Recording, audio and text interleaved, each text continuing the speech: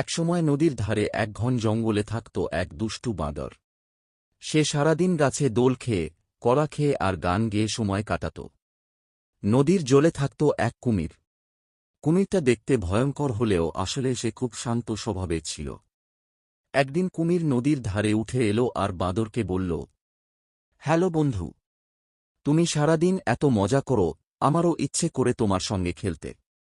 বাঁদর হেসে বলল, তুমি পানিতে খেলো, আমি গাছে খেলি, কিন্তু আমরা চাইলে একসাথে মজা করতে পারি। তারা ঠিক করল প্রতিদিন বিকেলে দেখা করবে। বাঁদর কলা ছিঁড়ে কুমিরকে দেবে, আর কুমির নদীতে ডুব দিয়ে মজার গল্প শোনাবে। কয়েকদিন এভাবেই চলল। বাঁদর আর কুমির হয়ে গেল সত্যিকারের বন্ধু।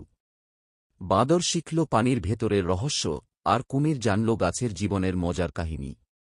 শেষে তারা দুজনে বুঝল, বন্ধুত্ব মানে একে অপরকে সাহায্য করা, ভিন্ন হলেও একসাথে আনন্দ ভাগাভাগি করা।